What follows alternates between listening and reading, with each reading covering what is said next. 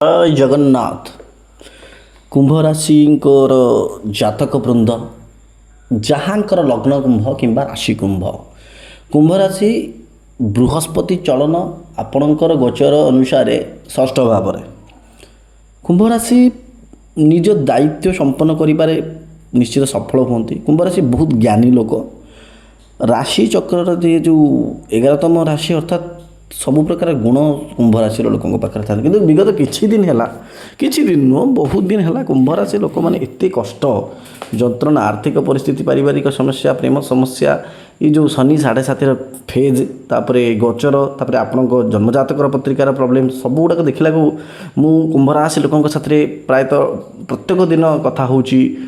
ଯେଉଁ ପ୍ରୋବ୍ଲେମ୍ ଚାଲିଛି ଅତ୍ୟଧିକ ଏବଂ ଅତିରୁ ଅତ୍ୟଧିକ ନିଶ୍ଚିତ ଭାବରେ ରହୁଛି। କୁମ୍ଭ ରାଶି ବହୁତ ଦୟାପୂର୍ବକ ରାଶି। ସେ ଅନ୍ୟର ଦୁଃଖ ଦେଖିଲେ ନିଜ ପକେଟରେ ଥାଉ କି ନଥାଉ କ'ଣ ଗୋଟେ ବ୍ୟବସ୍ଥା କରିଦିଅନ୍ତି। ଖାଦ୍ୟ ନ ଖାଇକି ଅନ୍ୟ ଲୋକକୁ ଦିଅନ୍ତି। ହୃଦୟରୁ ଅତ୍ୟନ୍ତ ସୁନ୍ଦର, ଅତ୍ୟନ୍ତ ଭଲ। ଯଦି ଆମେ ଗୋଟେ ପଦରେ କହିବା କୁମ୍ଭ ରାଶି ଜ୍ଞାନୀ ଏବଂ କୁମ୍ଭ ରାଶି କର୍ମୀ। କିନ୍ତୁ କୁମ୍ଭ ରାଶିଙ୍କ ମଧ୍ୟରେ ସବୁଠୁ ଭଲ ଗୁଣ କ'ଣ ଥାଏ ଜାଣିଛନ୍ତି ଆପଣ?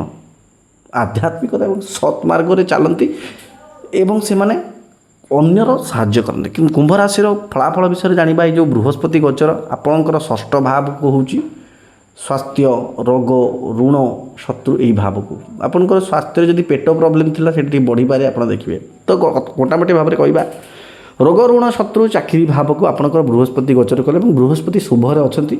କିନ୍ତୁ ଷଷ୍ଠ ଭାଗଟା ସବୁବେଳେ ନକାରାତ୍ମକ କୁହାଯାଏ। କିନ୍ତୁ ମୁଁ ଏଇଟା କେବେ ମାନେନି। ଭୃଗୁ ସଂହିତା ଅନୁସାରେ ମଧ୍ୟ, ମୁଁ ରାଓ ସାହେବଙ୍କ ଅନୁସାରେ ମଧ୍ୟ, କେପି ଚାର୍ଟ ଅନୁସାରେ ମଧ୍ୟ ଏଇଟା ମାନେନି। ପ୍ରଥମତଃ ଗୋଟେ କଥା ଶୁଣନ୍ତୁ, କୁମ୍ଭ ରାଶିର ଜାତକ ବୃନ୍ଦଙ୍କର ପ୍ରୋବ୍ଲେମ୍ଟା ଶନି 7.5 ଯେଉଁ ଚାଲିଛି କଣ୍ଟିନ୍ୟୁ ଅଛି। ତ ରେବତୀ ନକ୍ଷତ୍ରରେ ଏବେ ଶନି, ତ ସେଥିପାଇଁ ଚାଲିଛି ଏବଂ ତାଙ୍କର ଅଲଗା ପ୍ରୋବ୍ଲେମ୍ ରହୁଛି ଜାତକରେ ମଧ୍ୟ। ଷଷ୍ଠ ଘରକୁ ଯେତେବେଳେ ଆସିଲେ ଆପଣ ଦେଖିବେ ଆପଣଙ୍କର ବିଜନେସ୍ କ୍ଷେତ୍ରରେ କିମ୍ବା ଯଦି ଚାକିରି କ୍ଷେତ୍ରରେ ବୃହସ୍ପତି ଯେହେତୁ ଆସିଛନ୍ତି, ବୃହସ୍ପତିଙ୍କର ଦୃଷ୍ଟି, ପଞ୍ଚମ ଦୃଷ୍ଟି 6, 7, 8, 9, 10 ସିଧା କର୍ମଭାବକୁ ଯାଉଛି। ଆପଣ କର୍ମରେ ଉନ୍ନତି କରିବେ। ଏଇ ଯେଉଁ ଜୁଲାଇ, ଅଗଷ୍ଟ, ସେପ୍ଟେମ୍ବର, ଅକ୍ଟୋବର ଏଇ ମାସରେ ଦେଖିବେ ଆପଣଙ୍କର ଚାକିରି ଯଦି ଥିବ ପଦୋନ୍ନତି ହେବ, କିମ୍ବା ଚାକିରି ଯଦି ଆପଣ ପାଇନାହାନ୍ତି ଚାକିରି ପାଇବେ, ଟ୍ରାଏ କରନ୍ତୁ। କାହିଁକିନା ବୃହସ୍ପତି ଆପଣଙ୍କର ଶୁଭ ଭାବରେ ମାନେ ଶୁଭ ରାଶିରେ ଅଛନ୍ତି, 4 ନମ୍ବର ରାଶିରେ। ପରିବାର ଜନିତ ଟିକେ ପ୍ରୋବ୍ଲେମ୍ ଦେଖାଯାଉଛି ଯେହେତୁ କେତୁ ମଧ୍ୟ ଅଛନ୍ତି ସପ୍ତମ ଭାବରେ। କିନ୍ତୁ ଆପଣ ଗୋଟେ କଥା ଶୁଣନ୍ତୁ, କୁମ୍ଭ ରାଶି ବହୁତ ଆଧ୍ୟାତ୍ମିକ କ୍ଷେତ୍ରରେ ମଧ୍ୟ ଆଗେଇବେ ଏବଂ କୁମ୍ଭ ରାଶିମାନଙ୍କର ଯେଉଁ କର୍ମଠ ଭାବ ଅଳସୁଆମୀରେ ପରିଣତ ହୋଇଥିଲା ସେଇଟା ନିଶ୍ଚିତ ଭାବରେ ଦୂର ହେବ। କିନ୍ତୁ ଆପଣଙ୍କର ରୋଗଟାକୁ ଟିକେ ଦେଖନ୍ତୁ। ଆପଣ ଯଦି ଋଣ କରିବାକୁ ଚାହୁଁଥିଲେ ନିଶ୍ଚିତ ଭାବରେ ଋଣ ହୋଇଯିବ। ଚନ୍ଦ୍ରଦେବଙ୍କ ରାଶିରେ ଅଛନ୍ତି ବୃହସ୍ପତି, ଅତ୍ୟନ୍ତ ଖୁସି ଜିନିଷଟା। ଷଷ୍ଠ ଭାବ ସମସ୍ତେ ଖରାପ କୁହନ୍ତି, ମୁଁ ତାକୁ କେବେ ଖରାପ କୁହେନି। ଆପଣଙ୍କର ଫ୍ୟାମିଲି, ହେଲ୍ଥ ଏବଂ ଯେଉଁ ଖର୍ଚ୍ଚ ଜିନିଷଟା ଏଇଟାକୁ ଆପଣ ଟିକେ ଜଗନ୍ତୁ। ଅତ୍ୟନ୍ତ ଶୁଭ। ଦେଖନ୍ତୁ ଷଷ୍ଠ ଭାବରୁ ତାଙ୍କର ଯେଉଁ ଦୃଷ୍ଟି ଯାଉଛି କର୍ମ ଭାବକୁ, କ୍ୟାରିୟର ଭାବକୁ ଯାଉଛି। ଆପଣଙ୍କ କ୍ୟାରିୟରରେ ନିଶ୍ଚିତ ଭାବରେ କୁମ୍ଭ ରାଶି ଲୋକଙ୍କର ଉନ୍ନତି ହେବ। ଶନି 7.5ଙ୍କର ପ୍ରଭାବ ଆପଣମାନଙ୍କ ଉପରେ କମିବ। କାହିଁକିନା ବୃହସ୍ପତି ଯେତେବେଳେ ତାଙ୍କ ଦୃଷ୍ଟି ଆପଣଙ୍କ କର୍ମ ଘରକୁ ରହିଲା, ବୃହସ୍ପତି ଦେବ ଜ୍ଞାନର ଅଧିକାରୀ ଏବଂ ବୃହସ୍ପତି ଦେବ ଶନିଦେବଙ୍କଠୁ ବଳି ବର୍ତ୍ତମାନ ହେଇଯିବେ ଯେହେତୁ ଉଚ୍ଚ ରାଶିରେ ଅଛନ୍ତି। କିନ୍ତୁ ଗୋଟେ କଥା, ଆପଣଙ୍କ ଜାତକରେ ମଧ୍ୟ ଆପଣ ଟିକେ ଦେଖିବା ଦରକାର ବୃହସ୍ପତି କେଉଁଠି ଅଛନ୍ତି। ଯଦି ବୃହସ୍ପତି ଆପଣଙ୍କ ଜାତକରେ ମଧ୍ୟ ଖରାପ ଅବସ୍ଥାରେ ଥିବେ, ତା ପାଇଁ ରିମେଡ଼ି କରିବାକୁ ପଡ଼ିବ। ଆମେ ବହୁତ ଜଣଙ୍କୁ ସଜେସନ୍ ଦେଉଛୁ, ରିମେଡ଼ି ବୃହସ୍ପତିଙ୍କର ନୁହଁ, ଶନିଦେବଙ୍କର। କାହିଁକିନା ଶନିଦେବ ଆପଣଙ୍କୁ ଅଳସ୍ୱାମୀ କରିଦେଇଛନ୍ତି। ଯେହେତୁ ଶନିଦେବ ସବୁବେଳେ କର୍ମଠ, ତାଙ୍କ 7.5 ପିରିୟଡ଼ରେ ସେ ଆପଣଙ୍କୁ ଗୋଟେ ଅଲଗା ପ୍ରକାର କରିନେଇ ଦେଇଛନ୍ତି। ଆପଣ ବହୁତ ଇମୋସନାଲ୍ ମଧ୍ୟ ଆପଣ କୁମ୍ଭ ରାଶି ଲୋକ। ଆପଣ ଅନ୍ୟ କଥା ଅଧିକ ଭାବନ୍ତି। ଆପଣଙ୍କୁ ଯଦି କିଏ କିଛି ଗୋଟେ କଥା କହିଦେବ, ଆପଣ ସେଇ କଥାଟାକୁ ଧରି ଦିଅନ୍ତି କିନ୍ତୁ ତାକୁ କିଛି କୁହନ୍ତିନି। ହୃଦୟରେ ଆପଣ ବହୁତ କଷ୍ଟ ଥାଆନ୍ତି, ବହୁତ କଷ୍ଟ ଥାଏ। ଏଇ ଯେଉଁ ସମୟରେ ଆପଣ ଦେଖିବେ ବୃହସ୍ପତିଙ୍କର ଅନ୍ୟ ଏକ ଦୃଷ୍ଟି ମଧ୍ୟ ଆପଣଙ୍କୁ ହେଲ୍ପ ଦେବ। ଷଷ୍ଠ ଘରେ ବସିଲେ ତାଙ୍କର ଯଦି ଆମେ ନବମ ଦୃଷ୍ଟି କହିବା 6, 7, 8, 9, 10, 11, 12, 1, 2 କେଉଁଠି ହେଉଛି ଆଜ୍ଞା? ଆପଣଙ୍କ ଅର୍ଥ ଭାବକୁ ହେଉଛି। ବୁଝିଲେ ତ? ଅର୍ଥ ଭାବରେ ଆପଣ ଅର୍ଥ ସଞ୍ଚୟ କରିବାରେ ସମୟ ହେବ। ବାସ୍ ଆପଣଙ୍କ ଜାତକରେ ବୃହସ୍ପତି ଏବଂ ଚନ୍ଦ୍ରମା ନିଶ୍ଚିତ ଭାବରେ ଟିକେ ଭଲ ରହିବା ଦରକାର। ଫଳ ତ ମିଳିବ ଆପଣଙ୍କୁ ନିଶ୍ଚିତ ଭାବେ, ଶୁଭ ଫଳ ଏ ସମୟରେ ମିଳିବ।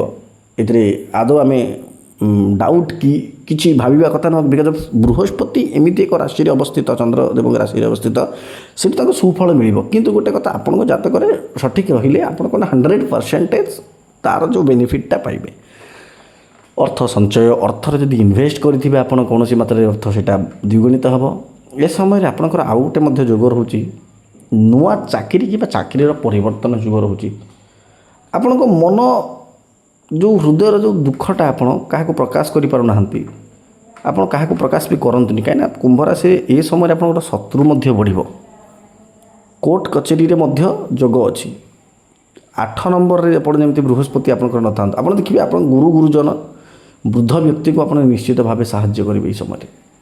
ଏମିତି ତ କରନ୍ତି କୁମ୍ଭ ରାଶି ଅତ୍ୟନ୍ତ ଦୟାଳୁ ରାଶି ଅତ୍ୟନ୍ତ ପ୍ରିୟ ରାଶି ଅତ୍ୟନ୍ତ ଖୁସି ରାଶି ବି କହିବାକୁ ଗଲେ କାହିଁକିନା ସେମାନେ ଅନ୍ୟକୁ ହସାନ୍ତି ନିଜ ଭିତରେ ଲୁହ ଥାଇ ଦୁଃଖ ଥାଇ ବହୁତ ବଢ଼ିଆ ରାଶି। ମୁଁ କୁମ୍ଭ ରାଶି ଲୋକଙ୍କ ବିଷୟରେ ଯେତେବେଳେ ଆଲୋଚନା କରେ କୁମ୍ଭ ରାଶି ଲୋକ ଯେତେବେଳେ ମୋ ସାଥିରେ କଥାବାର୍ତ୍ତା କରନ୍ତି ମୋତେ ବହୁତ କଷ୍ଟ ହୁଏ ତାଙ୍କ ରାଶିରେ ଏଇଭଳିଆ ପ୍ରୋବ୍ଲେମ୍ ଚାଲିଛି।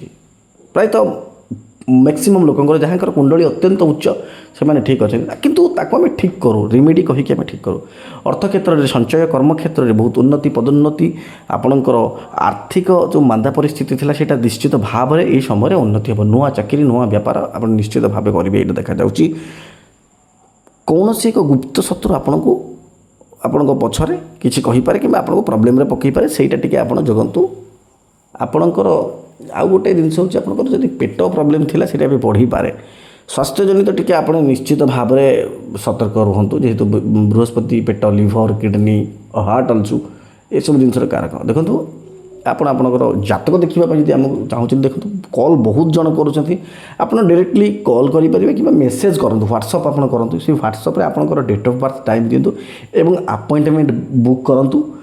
ଚାର୍ଜେସ୍ ମୁଁ କହିଦେଉଛି ଏଇଠି 399 ଆକ୍ଚୁଆଲି ପ୍ରାଇସ୍ ରହୁଛି ଆକ୍ଚୁଆଲି ଅଧିକ ପ୍ରାଇସ୍ ରହୁଛି ଯେହେତୁ ଅନଲାଇନ୍ରେ ରହୁଛି ଏଇଟା ଆଉ କମ୍ପ୍ଲିଟ୍ ଡିସ୍କସନ୍ ରହୁଛି ଆପଣଙ୍କ ସାଥିରେ ଫୋନ୍ରେ କଥାବାର୍ତ୍ତା ରହୁଛି ସେମିତି ଯେ ଆପଣଙ୍କ ସାଥିରେ ହ୍ୱାଟ୍ସଅପ୍ରେ ପଠାଇଦେବେ ଏସବୁ ନୁହଁ ଆରାମସେ। ଆଉ ଶୁଣନ୍ତୁ ମହାଦେବଙ୍କର ଆରାଧନା ନିଶ୍ଚିତ କରନ୍ତୁ ହନୁମାନ ଚାଳିଶା ପଢ଼ନ୍ତୁ ଓଁ ଗ୍ରାଂ ଗ୍ରିଂ ଗ୍ରୌଂ ସହ ଗୁରବେ ନାମ ମନ୍ତ୍ର ଜପ କରନ୍ତୁ। ଜୟ ଜଗନ୍ନାଥ।